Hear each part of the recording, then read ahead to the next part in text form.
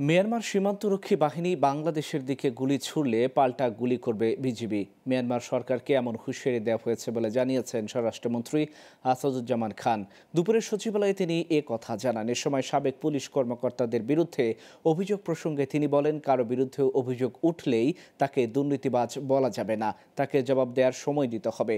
যদি জবাব দিতে ব্যর্থ, অভিযোগ সত্য প্রমাণিত হয়, তাহলে অবশ্যই ব্যবস্থা নেবে সরকার। বিস্তারিত জানাচ্ছেন তরুণ বেগী।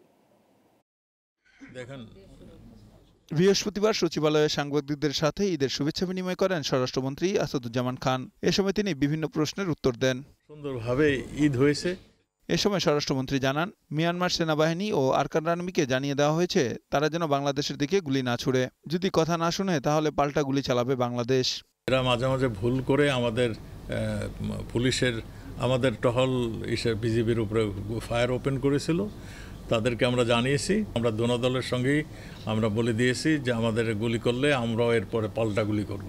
সাবেক পুলিশ কর্মকর্তাদের বিরুদ্ধে অভিযোগ প্রসঙ্গে তিনি বলেন, অভিযোগ উঠলেই কাউকে দুর্নীতিবাজ বলা যাবে না।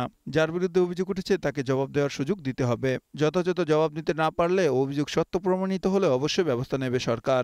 যদি জবাব না দিতে পারে তখন আমরা বলবো সে দুর্নীতিবাজ, তখন সে বলবো যে তিনি অবৈধ সম্পদ অর্জন করেছেন। এর আগে বোধহয় বলার সময় আসেনি। সে আগে অভিযুক্ত প্রমাণ হোক, তারপরে আমার মনে হয় তার বিরুদ্ধে যে ধরনের ব্যবস্থা নেওয়ার সেটা সরকার নেবেন, কিন্তু অভিযোগ প্রমাণের আগে তো আমরা কিছু বলতে পারি না।